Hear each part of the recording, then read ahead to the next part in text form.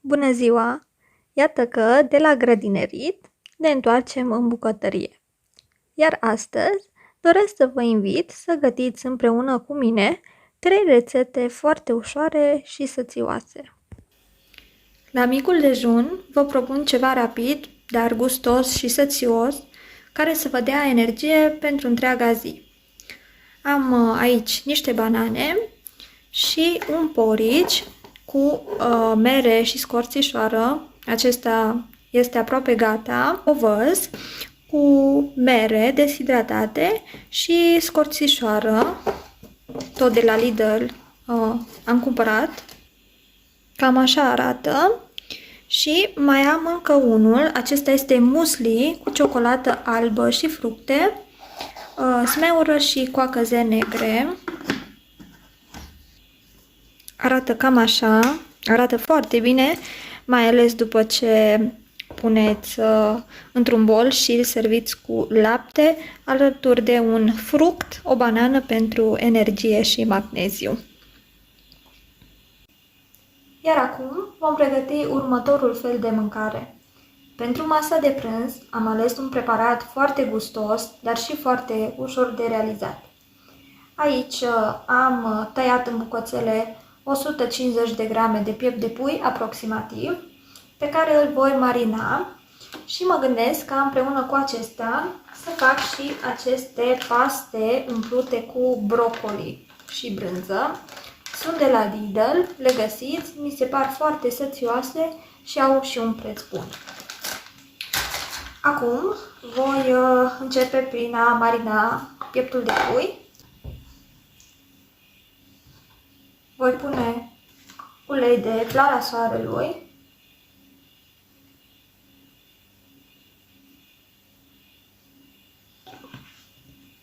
puțin oțet,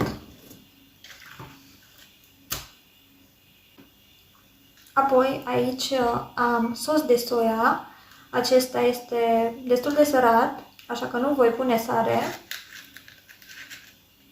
am o linguriță, două de sos de soia, aproximativ.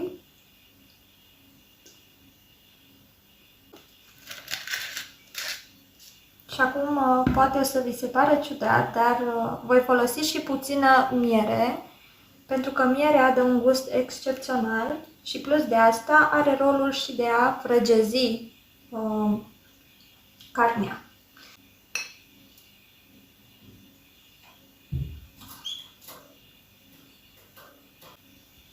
Așa arată. Iar acum voi pune puțin oregano.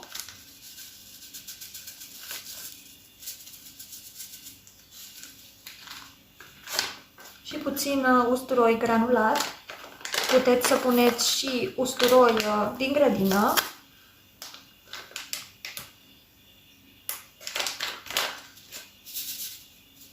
Așa.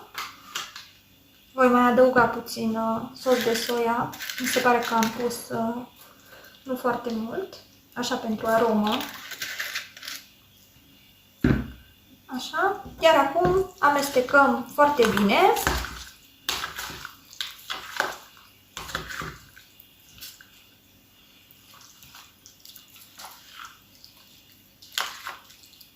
Ca să se întrepătrundă gusturile și vom o jumătate de oră la frigider. Acum ne vom ocupa și de aceste paste. Se fac foarte repede, în 3 minute. Am pregătit aici o oală cu apă și le vom lăsa timp de 3 minute. Puteți să le controlați și cu o furculiță să vedeți dacă acestea sunt făcute.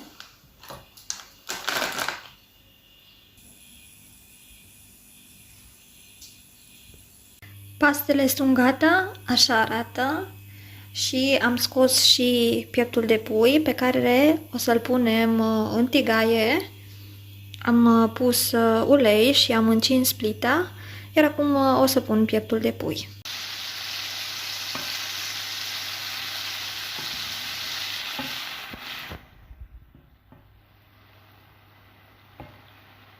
Carnea este gata, arată cam așa. S-a frăgezit foarte bine. A lăsat și un pic de sos.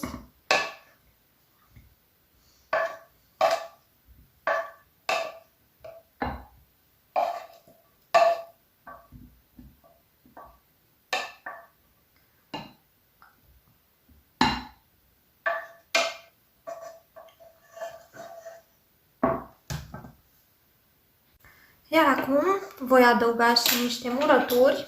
Am aici un borcan de castraveți urați.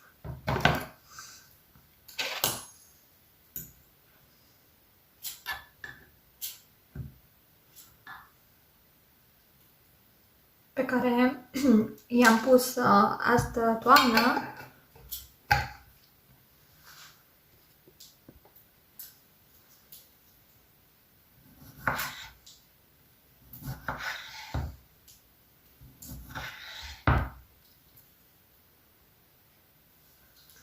Peste paste voi rade și niște brânză mozzarella.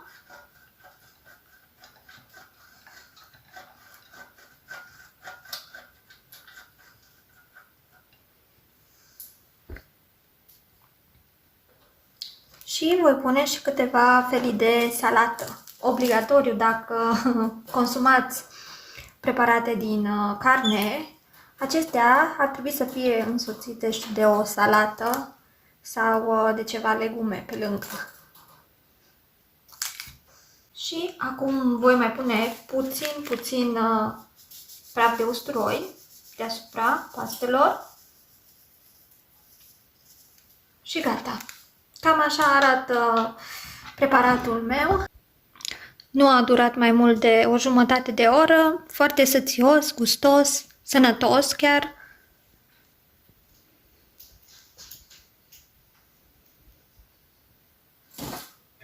Și acum să și gustăm.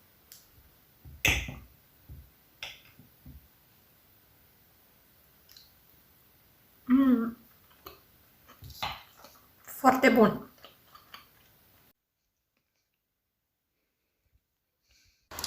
Este ora 7 și acum vom începe cu pregătirea mesei de seară. Pentru această masă m-am gândit să fac ceva ușor și anume o salată.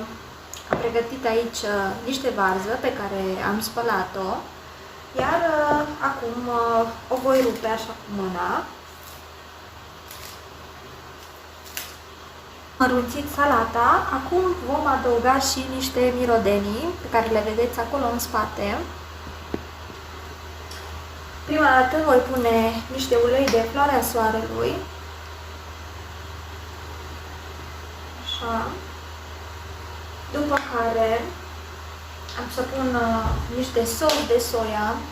Pentru că sosul de soia este sărat, nu va trebui să puneți sare.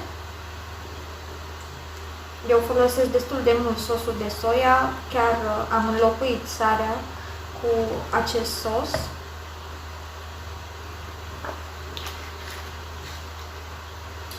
Acum am să pun și niște oțet.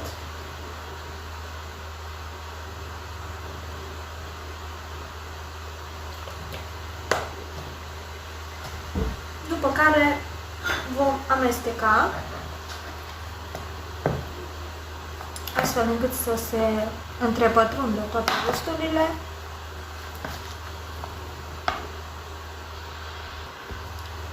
Am aici și 2 ouă, acestea le-am fiert foarte bine ca să fie tari, în jur de 10-12 minute. Le voi tăia și le voi pune și pe ele în salată. Sunt ouă de casă. Au un gălbenuș foarte intens la culoare. Așa. Și între timp să vă arăt și baconul pe care l-am făcut.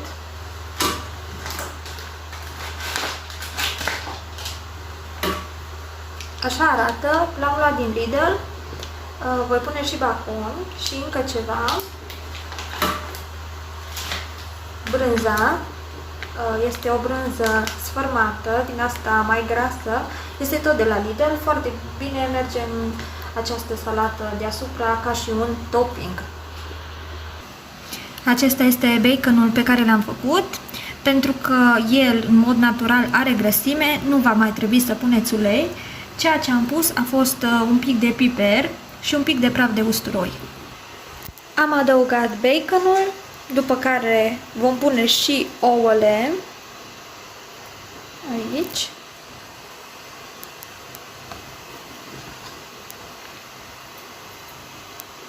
Deja arată foarte bine. Și roșiile sherry. Roșiile sherry sunt cele mai potrivite atunci când faceți salată, pentru că ele sunt mai dulci decât roșiile obișnuite. Bun. Iar acum aici am niște piept de pui tras la tigaie.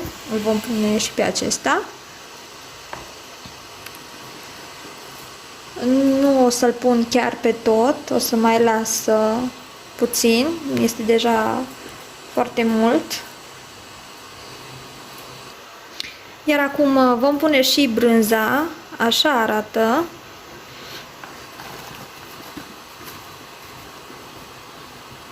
Da, merge foarte bine peste salata noastră. Și gata, după cum vedeți, am obținut o cină foarte sățioasă și ușoară, alături de care putem să o servim cu această chiflă și cu un pahar de suc de mere și pere.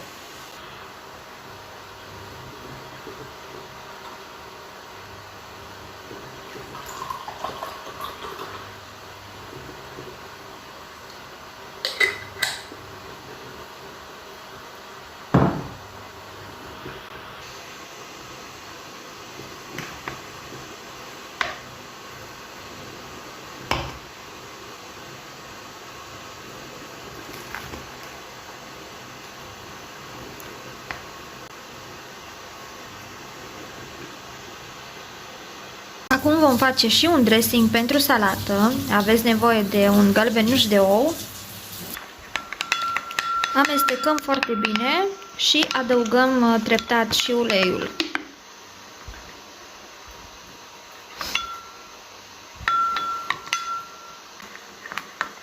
Deja compoziția s-a îngroșat. Iar acum adăugăm treptat iaurt simplu.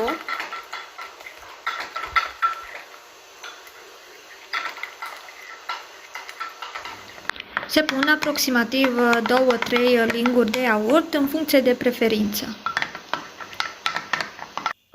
Este destul de cremos și putem să adăugăm peste salata noastră pentru a-i oferi un plus de savoare.